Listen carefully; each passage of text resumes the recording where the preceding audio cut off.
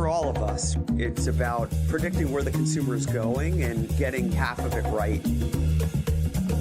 One of the things we want to do is create ads that don't suck. Embracing change creates great possibility. I'm Alan Hart, and this is Marketing Today. Today on the show, I've got Kevin Frisch. He was recently the CMO at Wag, an on-demand dog walking platform, but he joined Wag from Uber, where he served as head of performance, marketing, and CRM for North America and was responsible for acquisition, engagement, and retention of drivers, couriers, riders, and eaters. He served as also the CMO of GSN Games and Snapfish, which was a division of HP. He started his career actually coming out of MIT as a grad studying astrophysics that later switched to economics. And on the show today, we talk about not only his background and his career and kind of what makes him unique coming from a financial perspective into marketing, but we talk about, I think, the largest ever fraud case between Uber and its suppliers of performance marketing advertising. And we kind of diagnose when did that become real during the delete Uber debacle, if you will, and what was the trigger and how did they diagnose what was going on? And we also talk about some of the other measurement challenges along the way that he was able to come up with interesting solutions for. So I hope you enjoy this conversation with Kevin Frisch. Well, Kevin, welcome to the show. Thank you. It's great to be here. Let's start with your background and where you started your career and any pivotal twist along the way, if you don't mind. Sure. I actually I graduated college and went into consulting because it seemed like really fun as a 22-year-old to be able to tell these fancy executives what to do based on exactly zero experience in an Excel spreadsheet I'd spent all night working on. And that was good. I did that for a few years. And then this whole .com thing was happening. And so in February of 2000, I moved out to California and joined a company that was doing video on a cell phone. In 2000. So it was a bit ahead of its time, but interesting. I went through the whole, .com kind of basically bust at that company. And I ended up moving around a lot. It was a company called Packet Video. And I started out doing pricing, ended up in finance, and sort of moving between kind of the marketing, finance, analytics side. And then the next job, I went to Pro Flowers, and there I was the finance guy on the marketing team. You can imagine how popular I was, basically going around. And this is before analytics was kind of cool. So I would just go around and talk to market people that's not really incremental. You're spending more than you think. That was dumb. So I made a lot of friends there. But it was also kind of me still trying to figure out, do I want marketing or do I kind of more analytics and finance? And in terms of pivotal moments, I don't know that there's too many of them in my life, but one of them happened as it related to a brand project we had at Pro Flowers. I was, again, doing analytics and finance, and we decided to do this big brand thing. And the CEO hired brand agency and all that kind of stuff. And I was very skeptical at first. And as the project progressed and I got more and more involved, I remained skeptical, to be clear, but I also realized how interesting and hard brand stuff was and how that's part of this marketing story. And I think that really sort of kind of set me a little more down the marketing path as opposed to the finance path, which up until then I'd been kind of straddling the two. Right. Well, it's always interesting to see somebody transition from finance into marketing. We've had a number of them on the show, and it's always interesting to see what that conversion cycle was like for each person. I don't know exactly when in your career after Pro Flowers you ended up at Uber and then your most recent CMO role, but tell us a little bit about what happened next from Pro Flowers. So Pro Flowers, I went to, a bunch of kind of different B2C type companies. So I went to Snapfish, which was doing online photos, and then Blue Nile, spent some time at GSN, which was doing kind of mobile slot machines, not for real money, for fake money, but that was still very interesting. And then from there to Uber, and I joined Uber in the summer of 2016. Delete Uber, if everyone remembers, happened January 28th of 2017. So I had 4 months of peace. 2 of those months I was out on paternity leave. So it was really, I joined Uber, was there for 2 months, went out on paternity leave, came back a week before Delete Uber happened. So that's that was a pretty interesting experience. And Delete Uber happened. Then there was a Susan Fowler blog. Then there was TK kind of having that recorded conversation with the driver, and Yeah. all those things followed in quick succession. So it was a pretty tough time to be there. I remember when I first started Uber, I was like, oh yeah, I'm at Uber, I'm so cool. And then kind of March, April, May, like when I'd make like team reservations at a restaurant, I would just give my name and not really say Uber, right? So it was a real kind of, you look for those external markers as to how you actually feel.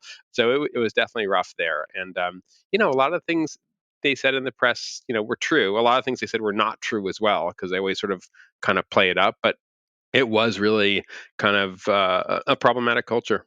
Well, and I know I can't remember what magazine it was in recently, but there was a magazine, maybe it may have been more of an online publication, but there was a kind of a sequencing, if you will, like a in-depth story of kind of the confrontation with TK. And I actually ended up meeting Jeff Jones recently, who was the president, I guess, during that period where there was a Yeah. confrontation. And so you were at the company at that same time. I mean, what did it feel like inside with so much swirling around on the outside of the company at that point in time? Yeah, I do remember. I remember we were in the middle of a strategic planning session when the video of TK Hmm. kind of broke, and Jeff Jones like excused himself from the meeting Right. and like went to deal with it, right? And so that was, it was we were all there. Look, I mean, it was interesting. There was definitely a group of folks at the company who'd been there for a while who were like, hey, this is kind of the personality you need to have to sort of drive this amazing company and this amazing Mm. product, talking about TK. And, I would argue it's true. Mm. Like you needed kind of someone who kind of was willing to just run through walls and do what you needed to. But as the company sort of matured, like Mm. we didn't sort of manage to sort of make that transition to, okay, how do we 10,000 people, 20,000 people, we're no longer a little startup, we're now like the dominant player, we can't keep acting like we're a startup. And so there were almost two camps: those who were like, no, no, no, we should keep doing what got us here, and others who were saying, hey, it's great that we had that to get us here, but now we need to evolve. And you really kind of felt those tensions between those two groups. Mm. Now, your role at Uber, it was, correct me if I'm wrong, but it's head of performance marketing. Is that right? Yeah, so I started out running performance marketing, which was for the U.S. and Canada, which was responsible for sort of acquiring all the riders and drivers. And actually, drivers is the bigger challenge for Uber. If you've ever tried to get an Uber during rush hour, you probably know that. And then over time, I was also responsible for marketing for CRM and for analytics and for the insights group. Mm. Gotcha. And now in the news, and maybe it's not in the large news cycles, oddly, but in the kind of circles that I follow, there's the fraud lawsuit between Uber and its providers, I guess, programmatic providers. Yeah, that actually relates, funnily, back to sort of the delete Uber moment. So it's a bit of a long story, but it's a pretty interesting one. So delete Uber happens, and all the politics around that are going on. And TK is trying to figure out how to best navigate this. And one of the things he decides to do is sort of kind of leave Trump's economic council that he was on, just to sort of like distance himself, be a little more neutral. And as all that was happening, our ads for writers in this case were showing up on the Breitbart site. Mm. And there was this company group called Sleeping Giants, which every time our ad would show up on Breitbart, they would tweet at Travis saying like, hey, why are you supporting this terrible site? And so Travis would call me or Kellen Kenny, my manager, in sort of so many words, say, hey, what the hell are you guys doing? Right. And I would go through these long explanations of like, well, it's not like we're buying ads on Breitbart. It's like, display, there's networks and this. And I was like waving my hands all over the place. And it was like, yeah, okay, fine. Just make sure it doesn't happen again. 3 days later, another tweet from Sleeping Giants with another image of our ads on Breitbart. The phone calls start again. The yelling starts again. So I'm looking at these ads and I'm like, okay, figuring out which network is putting them on there. Hey, why are you not respecting our blacklist? It goes on for a while, like a week and a half, as I'm Right. getting pelted. And it felt like 4 years, to be clear. I'm sure. And eventually I said, look, any network that kind of has been kind of showing these ads on Breitbart, I'm just going to cut them off. So I turned off what amounted to about 10% of our ad spend on the rider side. And the total rider spend at the time was in the neighborhood of $150 million a year. So I turned off 10%, which, by the way, this was not super popular because remember, delete Uber had happened. So we just lost a bunch of riders. So then here I am turning off 10% of spend, but anything to sort of stop Travis from kind of going after me. And kind of nothing really happened. Like our number of riders didn't really, new riders didn't really go down. And I'm like, oh, that's kind of interesting. Other folks that come back, oh my God, that's so amazing. Uber is so cool. Yeah, I knew we could do that. I'm like, no, you don't understand. That doesn't actually, that's not because we're cool. That's just weird. Right. And so I was happy that, it hadn't impacted. So I started digging in and started sort of looking at, okay, let's really understand kind of what's going on here. So I started kind of pulling our own kind of log files, like sort of asking kind of every single network, okay, tell me exactly kind of what app the person was in that they saw the ad that they clicked on, started getting these reports, our own analytics team, and started seeing things that just didn't make any sense. Like, oh, there's this app that has kind of 1,000 MAUs.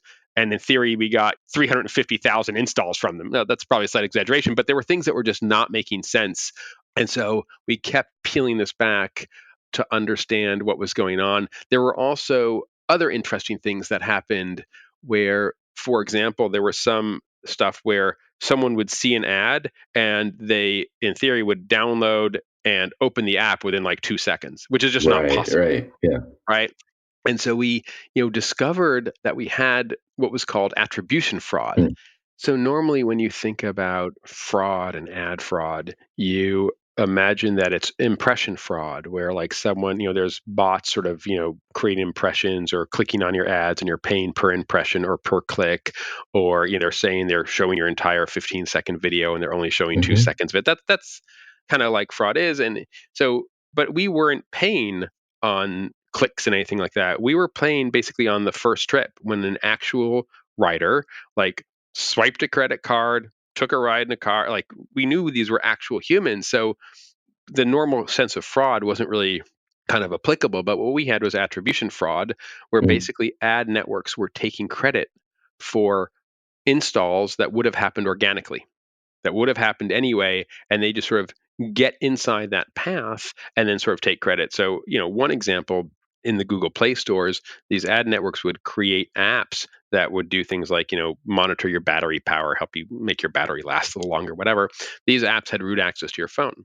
So you're on your phone and you decide, oh, I'm going to download the Uber app because it's so great. You decide that on your own without seeing any ads. So you type in UBER into the Google Play Store to find Uber.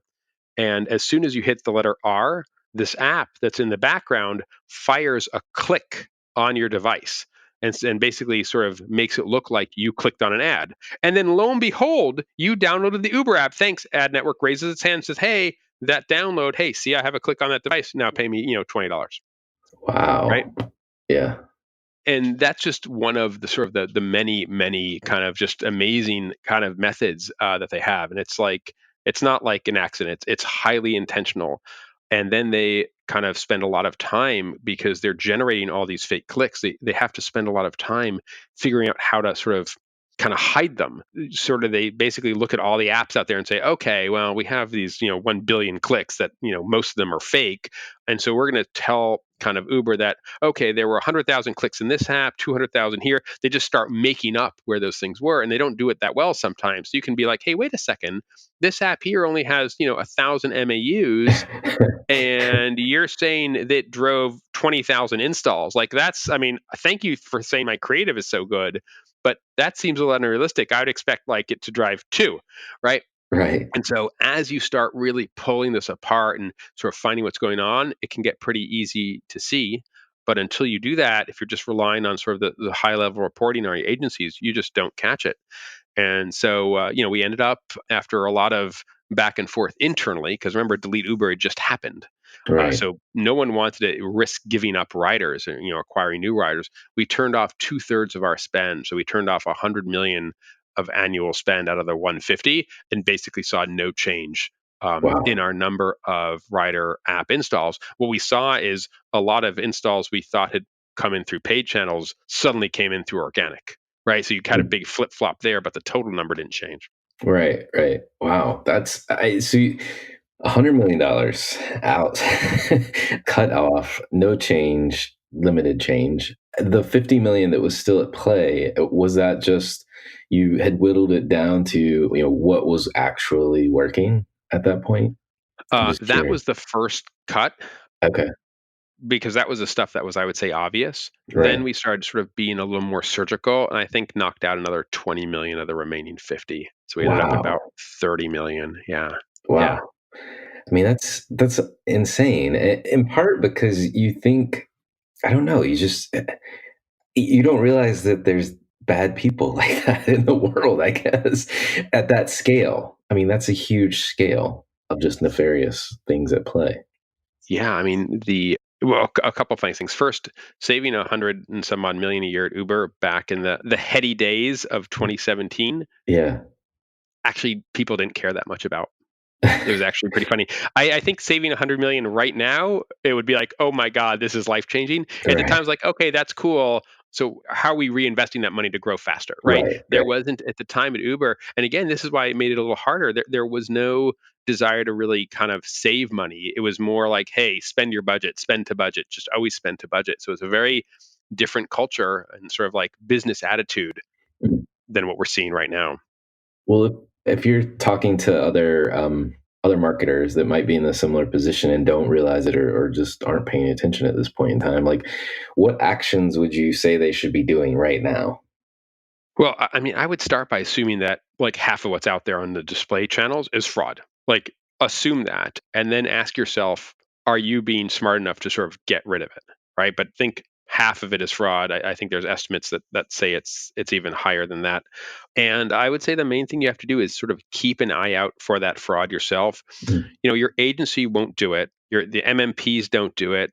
And sadly, even the folks on your team won't do it because well, agencies and MMPs, they get paid on volume of spend. So again, these are not bad people, The but incentives are just not the aligned. incentives are not really there. And for all of us, overcoming those basic human incentives is pretty hard. And I would say even your team, because remember, getting a sort of a true app install, like when I do it legitimately, costs me $40, and I find this source that's only costing me 5. Right. Like, and now I'm beating all my numbers. The first thing I'm going to do as a director of acquisition is not say, hey, wait a second, maybe I'm not really crushing my numbers. Maybe there's something going on here. No, that's not how humans work. They're like, oh my God, I'm killing it. What Right. else can I do? Right. Right. And so, like, there has to be someone who doesn't have a stake in kind of this spend going away and kind of your cost per acquired customer going up, because remember, fraudulent new customers are much cheaper than ones you actually incrementally acquire. Yeah, yeah. Would you still use programmatic spend today? you know I would not do display Mhm. without a pretty sizable or pretty decent analytics team that could be processing all the information that's coming in and really looking at it. Right. Right. So I think, again, there are good players out there, but Mhm. the problem is if you kind of don't have the tools, and again, you can't just sort of outsource it and be like, oh, wait, here's an anti-fraud tool. Let me just run it through that.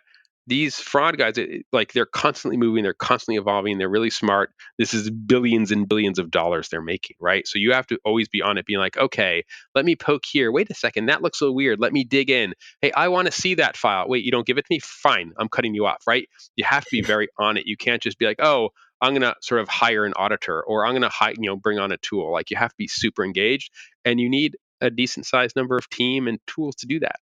Right. Well, and I think there's a ton of marketers today that just on the surface, they are taking their agency's word that they've got fraud detection, whatever that means, or they're buying a fraud detection tool. But I don't think any fraud detection tool would catch what you've just described. No, and even if it caught what I described, it won't catch what the What's next evolution next? of fraud Right. is going to be, right? It's Right. kind of, those things are always looking backward, and you have to be on it. And I mean, fraud detection tools at least are claiming to, but agents aren't experts in fraud. They're Right. experts in buying, right? And Right. this is a very technical, kind of difficult thing to do. Are there any, I don't know, advice you'd give in terms of picking better partners or people to help you along the way? Yeah, I mean, there are some folks, and again, like, I know Dr. Fu was on your show Yeah. at some point, Yeah. and he's someone I have a tremendous amount of respect for. And again, what he does, he has a few tools, but mostly he does is like, let me come in and like just look through what's going on, right? He's Right. putting in the hours to do that. And again, that is something you can sort of hire for and bring on an external to do, but you can never put it on autopilot. Right. You can never put it on Right. autopilot. Right. Okay. Well, now I know. Let's transition a little bit from fraud. It was not your only measurement challenge at Uber. You told me about in a prior conversation about devising a measurement approach for the "Hello, my name is," and I can't remember if it's Dara or Dara. Dara. Dara. So, "Hello, my name is Dara" campaign, which was really a brand reputation campaign after all of the tumultuous time. Right, the new CEO comes in, and tell us a little bit about what you were trying to do when you were coming out with that campaign. Yeah, so that campaign launched. Dara had been at Uber for about 9 months, and we were sort of waiting for the time to sort of kind of do like the name of the campaign was Moving Forward. For a while it was Mm. called Fresh Start, right? And it was like, what's the right time to say, hey, kind of we understand these mistakes we've made, and how do we move forward? And there was a lot of debate. It's like, do we acknowledge the mistakes? Do we refer to them? Do we just talk about moving forward, right? The usual stuff. It was actually funny. It came out, our ad on that is just a funny, came out at the same time Facebook was having its own little reputational ads, and then also Wells Fargo, I think. Right. And there was this Yes. one basketball game, like I don't remember which one it was, where like the three ads showed back to back, like literally kind of in the same segment. We're like, oh, okay, well, so we have that. But anyway, so we were doing this ad, and again, Uber is a very performance analytics driven culture, and we're basically trying to do this brand-ish type campaign. Mhm. And I'm spending all this money. I think it was 150 million or so, all told. It ended up being, so it's a decent amount. And so it's like, well, how do we kind of measure this and stay true to sort of the Uber roots of measuring everything you do? And when you think about TV, there's a couple ways to measure it. The first, and I would say the most common, is what I call the squint test, where you kind of look at some trend line, whether it's of sentiment or of growth or of whatever it is. Right. And then there's a little vertical dotted line where your campaign's starting. You say, you see it like, well, ignore the fact that it first went down. That's because seasonal issues. But then it picked up. No, it didn't pick up because seasonal issues. No. And you sort of squint to the graph and you sort of make a point like, here's what it did, right? But obviously, it's not my favorite. Somewhat better is sort of test and control cities. That's Mhm. the kind of main way you do it, where you kind of find a bunch of cities, test in them, and not in others, and that kind of works well. But especially for Uber, you have a lot of noise in cities because each of the cities is very different. There's regulatory issues going on. There's a strike in Los Angeles like that. So Mhm. it's very hard to sort of have clean test and control cities because the cities move very independently from each other based on local conditions. So we wanted to try and do it a better way, and so we ended up using addressable TV. And I'll just explain what that is. It's a little bit creepy, but not too creepy given everything else that's going on. Right. Everyone has a cable box, or anyone who has cable TV has a cable box, and about 40% of the cable boxes are such that, to various extents, you can target a particular ad at a particular household and know whether that household had the TV on and presumably saw that ad. Hmm.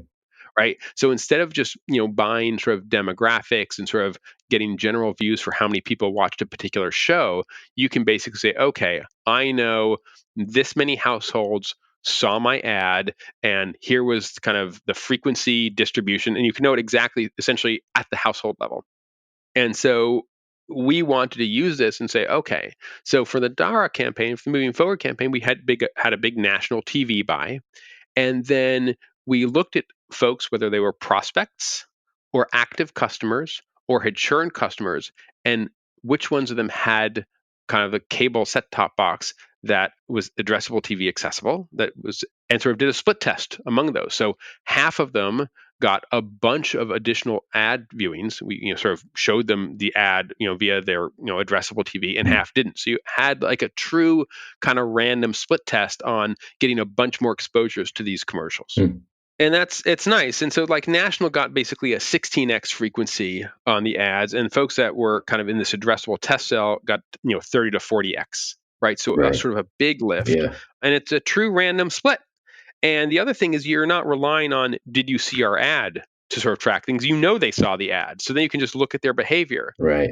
On the con side, though, it was technically complex. Addressable TV, and again, this was 2 years ago, it's probably gotten better. They were actually fairly good at reporting kind of what happened, Right. but they weren't really set up for us to say, hey, here's, and it's what ended up being, here's 5 million names. Mm-hmm. We want you to show them these ads at this frequency. They were good at reporting, but they weren't so good at here's a list. We want you to show them this ad, right? The technology wasn't quite there yet, but still it kind of, worked reasonably well. We relied heavily on a partner, 605. They're like a TV DMP and really helped us stitch this whole thing together. Like I said, 5 million test, 5 million control. And, kind of we ran it and it was interesting. We could actually sort of track these individuals who had seen the ads to sort of see what their behaviors were. What were some of the results you saw? So I would say if you think about it's primarily targeted at riders, so drivers Right. saw it also. So you could split the riders into 3 groups. Those that were prospects, i.e., they're not riders yet, but Mhm. everyone should be an Uber rider at some point. So pretty much everyone's a prospect. Those who were active and those who had churned. And there was some splitting we did within each of those buckets, but that's basically it. The biggest movement, and then you can think about, okay, we can see sentiment movement and we can see business results movement, Mm. right? And so sentiment movement, we saw a fair amount of sentiment movement in the churned folks, right? And a lot of these were folks who we'd lost due to delete Uber. We also saw some sentiment change in the active group. We saw very little impact on sentiment in the prospects. They're just apparently just not really tuned in to all the drama, Mm. Yeah. right? Yeah. They didn't know Uber was bad. They didn't know we'd gotten bad. Like they were like, so they're not really listening. They're like, okay, thank you, but no. And what was interesting though, especially in the churn, we saw pretty good sentiment movement pretty quickly. It was about 4 months or so before we saw any movement in their actual activity, Mm. right? So there was this lag, and Yeah. we dug into why that was, and it seemed like so most of these churned users had not actually stopped using ride sharing; they'd basically gone to Lyft. Right. And what it turned out was happening is so the sentiment changed, great, but they're used to using Lyft right now. Mm-hmm. And so what happened is we started to get them back if they had a problem with Lyft. Oh, they had a really bad ride experience, or there was a lot of surge pricing, whatever it is. Right. And now instead of continuing to try to use Lyft, they're like, you know what? Maybe Uber isn't that bad after all. Let me reinstall the app or whatever it is. And so that's where we saw the effect. But it was 4 months out, and so would have been very hard to sort of detect using normal means. Right. I love the approach because it's rare that you get a clean look at things for a brand campaign like you just described. And I've never heard of this use case for addressable TV. So that's pretty fascinating. Did it surprise anybody at Uber, like the results you saw? Just curious. So we saw the results I just told you about. Yeah. I think the folks on the more brand side of Mhm. sort of the Uber world were a little disappointed that there wasn't more of a movement in the business metrics. Like I said, Mm. there was some, Right. but in terms of if you think of the efficiency of spend Right.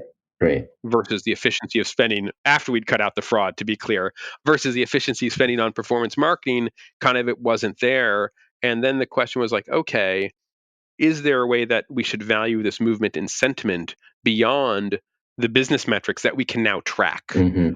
And maybe the answer is yes. For example, you could imagine if we'd had these things in place before, would we have had more of a heat shield when Delete Uber happened, when Susan Fowler happened, when the TK video broke? That's really hard to measure even with addressable TV, right? Right. So Right. this doesn't completely solve the, okay, now we've cracked how to measure kind of brand spend. It's just one more step in that right direction. Gotcha. Gotcha. We talked a lot about, I guess, writers to this point. And I know you do probably even more, frankly, more marketing or had done more marketing towards the driver equation. Anything come to mind in terms of lessons learned in terms of trying to drive riders? I mean, sorry, drive drivers. Drivers, Yeah. yeah. It's very confusing also, like, when we talk about the drivers of something, like, "Oh, Right. the drivers of change," or Yeah. like, "No, no, I'm not talking about drivers, I'm talking about the drivers." Drivers. So, yeah, Yeah. it's, yeah. We would occasionally use the term, driver partners internally just Hmm. to sort of help with that. So, it was actually there were a few things. One of them that was very interesting is that, yeah, and you're right, drivers was always the bigger challenge. We were spending in the neighborhood of kinda like even pre the fraud reduction, we were probably spending 2x more on drivers, 2 to 3x more, and then post the fraud related reduction, it was 5, 6x more on drivers.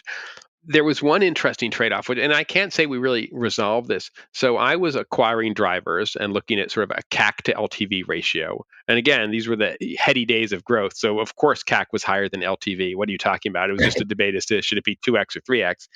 And I was spending a decent amount of money doing that. And then there was the driver incentive team, which is the marketplace team, which was spending money on things to say, hey, driver, if you do at least 100 trips this week, we'll give you an extra $200, right? So those are the driver incentives. They were spending about, I would say, 3x kind of more than I was. So that's a huge, huge spend. And there was this ongoing debate as to both these spends are doing the same thing. They're creating more supply. And what's the right way to sort of trade these things off? And it was tricky because my goal was CAC to LTV and kind of how efficiently could I sort of get a new driver. And on the incentive team side, their goal was category share, kind of like what portion of the market was us versus Lyft. And they were like, okay, for each extra point for a given week will cost me $1 million. So it's like, oh, you want to move from 75% of the category to 80%? Okay, well, that'll cost $25 million per week to do. And so we had these different metrics, and how do we trade money between? And the other thing that was interesting is they could turn on spend and sort of get drivers to change their behavior literally that day. If I acquire a driver, they do 500 trips over their 2 or 3 year lifetime, right? So I can't, Right. so if we need extra drivers, either because we want to sort of compete more effectively with Lyft or because there's a big surge in ridership happening because there's a big fair happening in a particular city, acquisition doesn't do anything for you, kind of, but incentives can. And so we really kind of struggled with kind of what's the right way to trade this off. And we made some progress. We basically sort of came up with some sort of common metrics to really think about, okay, let's just think about what the cost per incremental trip is for each of these things and use that as a sort of universal language. We were never able to fully resolve the short term versus long term, though we did agree that marketing for long term was more efficient than incentives for long term. So we basically said, oh, marketing should spend more now so that incentives can spend less in 9 months. Right. And so the marketing budget went up. And in theory, the future incentive budget went down. I don't know if that actually happened when it came 3 quarters later, right? Right. But that was kind of the trade-off. And the other thing that was funny, actually, as I ramble on about this, is if you pay drivers incentives, you're paying them to sort of take extra trips. That impacts the LTV of that driver. So you imagine a driver kind of normally would do 500 trips, and I spend however much, a few $1,000s to acquire them. Mhm. Now I have this incentive spend. Now they do 600 trips, but I just poured another $2,000 of incentives into them. That changes my LTV. So should I account for that? Should I account for Right. the expected incentive spend in my LTV, even if it's kind of well above, and kind of you had this sort of like circular thing, which also made it tricky. Right, right. No, but I like the notion of this like borrowing from the future. In marketing, it's always this trade-off, it seems, between short term, I want my cake now, versus trying to grow for the long term in a more sustainable way. But I like the jujitsu that you've done in this example is to take that cake eating of the future and pull that forward for long-term vegetable benefit. Yeah. It's, Yeah. Thank you. I appreciate that. yeah. I've never heard it done quite that way. It's always, well, let's drop some more cake on this and eat our way to growth, versus the other way around. So that's pretty interesting jujitsu.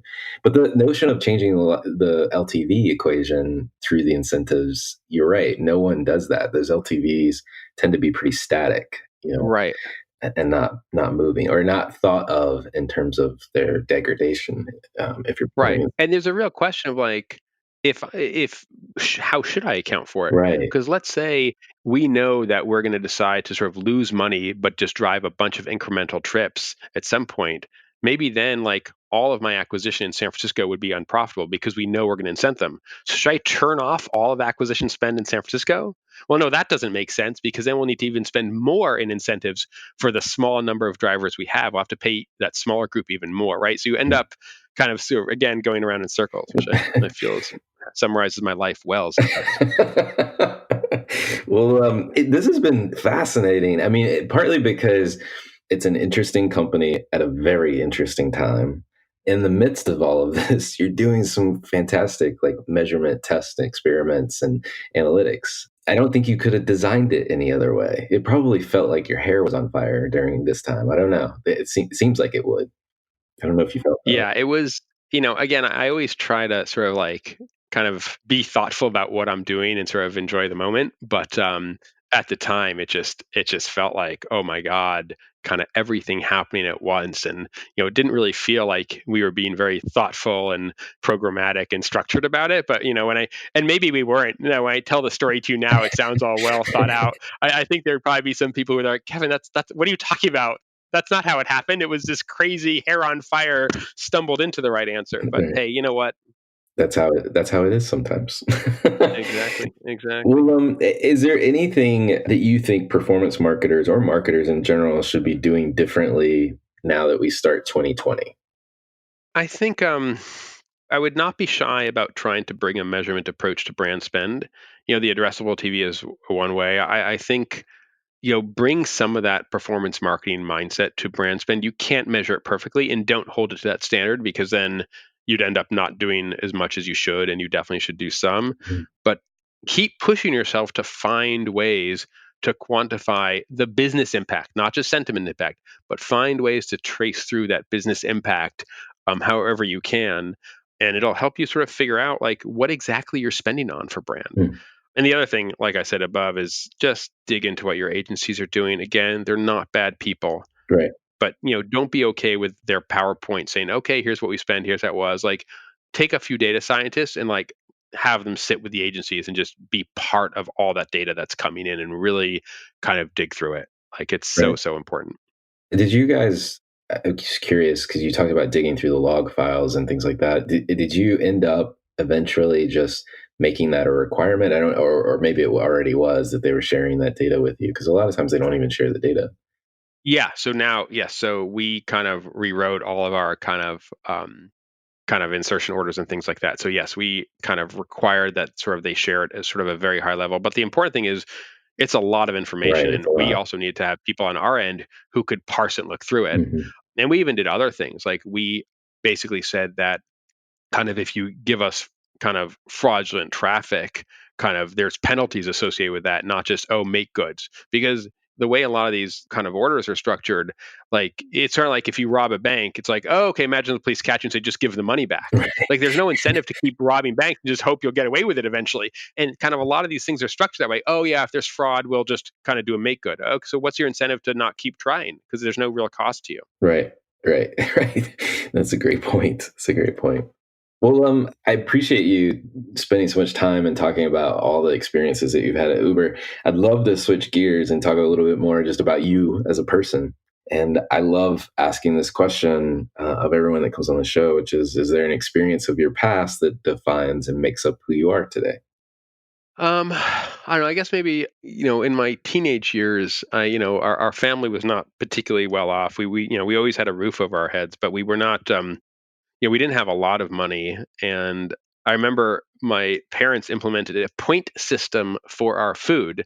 It was my parents, myself, and my older brother, and you got a certain point allocation for how much food you could eat. And the point allocation was not based on like Weight Watchers to lose weight. No, it was based on sort of the costs. Mm. And so, yeah, so like rice, like was very few points, but sort of like certain garnishes or things were very expensive point wise.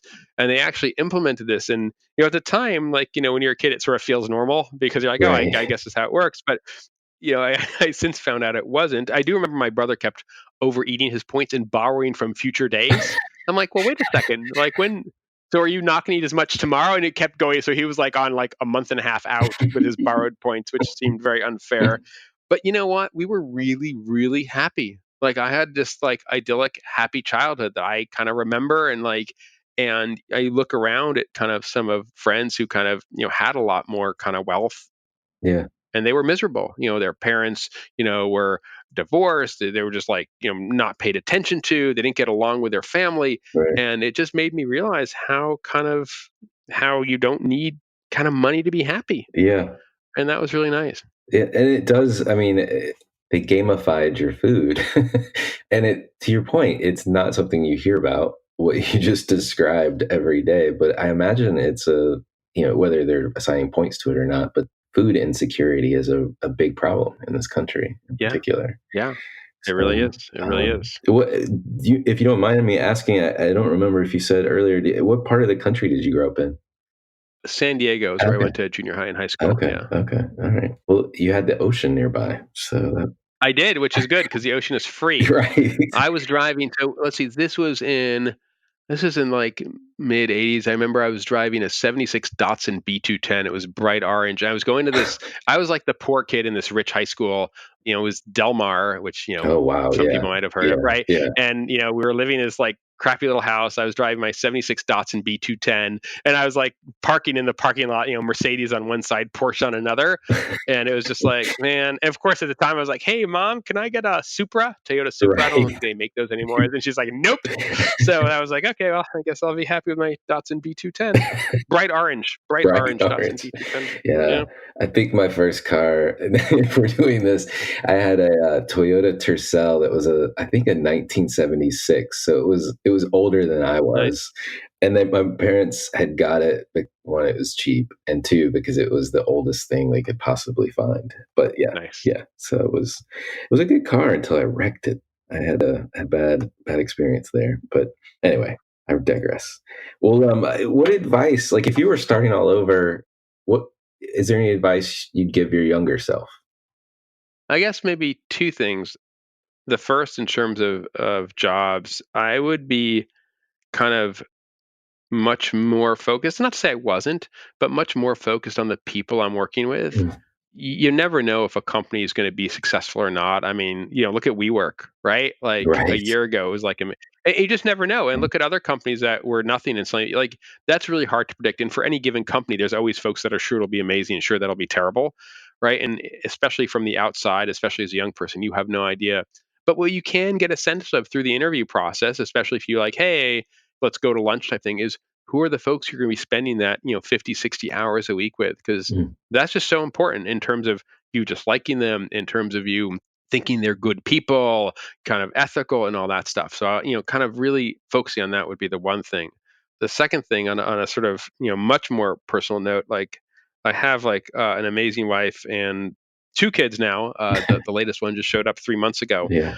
and I really love that. And I do occasionally get sad that I started that so late. And I think it's weird to tell my former self like, "Hey, start a family earlier." But I think that's a real huge source of happiness that I didn't have until recently, and I really wish I'd sort of done that earlier. No, I think that's great advice. What drives you? What keeps you going these days? I think globally, I really focus on enjoying my day. I think it's easy kind of to get in this trap of sort of thinking every day is an investment to some future day, whether that's a near term thing like, I don't like what I'm doing right now, but there's going to be this great vacation in 3 months, Right. or I don't really like this job, but it's a great career move for the next job, or actually I don't like this job, the next job, or the next job after that, but if I play this right, I'll get to retire. And by the time you're done with all this, you're like, okay, I haven't enjoyed anything, but like tomorrow is going to be better. And it's like, you know what? Focus on making sure you're enjoying right now. And honestly, maybe I'd be further along in my career if I'd been more future thinking. I think there's a case to be made for that. Mm. But I've really tried to enjoy kind of the moment and really focus on that. And that's a pretty big guide for kind of what I do. Yeah, no, I think that's great advice. And you can live a much more rich, fulfilling life thinking about the world that way. So I applaud your efforts. I need to do better at that myself. Well, two more kind of marketing questions for you, or businessy questions. I think most people tend to kind of watch what's going on around them, other brands, companies, causes, even. Is there anything that you follow or you think other people should be taking notice of? I do have a bit of a passion, partly because of Uber, for two-sided markets. Mm, So I spend a lot of time thinking about watching them, talking to friends about them. And one aspect is like, what sort of, whether you want to call them industries or business problems, are best solved by a sort of kind of two-sided networked market versus kind of the old way of doing it, right? Like, what are the conditions that need to be true for that? And then also related, like the legislations around like AB5 in California impacting gig economy workers and kind of what that will mean for this market. The first thing it's mean is like my Uber loyalty program just got way less interesting to me. I got a very sad email on a few days ago saying that my surge protection just went away. But aside from that, so the two-sided markets I find really, really interesting. Another industry I watch is sort of the augmented reality one. And look, I think, and maybe I'm just getting older, right? Because I think technology will be bad. It's going to bring amazing things and benefits, but I worry that it can create sort of that social isolation, 20 years from now, when there's less and less of a reason to ever get off your couch because you don't need to go to work. It's great. You saved your commute. You don't have that interaction with people. It's like, oh, happy hours. You don't actually go out anymore. You just all meet at some virtual bar, right? And you're all in your living room. And like, what will that do to our society, right? And I don't know, again, I feel like I'm getting older for worrying about these things, but I sometimes ponder the impact that will have. I don't know what cartoon it was, but there was some cartoon that I'm envisioning in my head of these like plumpy people being carted around in their autonomous beds because they don't need to. It sounds like South Park. I don't know if it is, but it sure sounds like it. But yeah. Yeah, it's not a pretty sight. Let's just put it that way. But last question for you. What do you think the future of marketing is going to look like? Yeah, I think there'll be an increasing sort of tech and automation driving decisions on the performance marketing side. I think more and more there'll be sort of people setting the strategy and then kind of tweaking and monitoring, but not actually sort of building the campaigns. It'll be more like, hey, let me throw a bunch of kind of, here's what my high LTV customers look like. Here's a bunch of creative assets that are all disjointed, and I'm just going to put it into a big system. And here's kind of how much I'm willing to spend and how I value things. And you're just going to throw all this into some massive machine. And it will sort of run campaigns. It'll pick what channels to do. It'll pick what to show and things like that. I think there's going to be sort of increasing movement kind of around that. So it'll put more of a premium on kind of having sort of that technical knowledge and some of the analytics stuff, as opposed to the more nuanced things that even come with performance marketing side. I do think that will be less than helpful for resolving sort of the ever-present tensions between sort of the brand and the performance side, because I think that means the performance side will even get more and more technical and whatever customers, I don't really care, whatever that is like, right? And so I think it'll pull those two things apart further and not really help in that kind of ongoing dynamic. Well, Kevin, it's been fascinating, and I can't thank you enough for coming on the show. All right. Well, thank you so much. I enjoyed it as well. Hi, it's Alan again. Marketing Today was created and produced by me. If you're new to Marketing Today, please feel free to write us a review on iTunes or your favorite listening platform. Don't forget to subscribe and tell your friends and colleagues about the show. I love to hear from listeners, and you can contact me at marketingtodaypodcast.com. There you'll also find complete show notes with links to anything we talk about on any episode. You can also search our archives. I'm Alan Hart, and this is Marketing Today.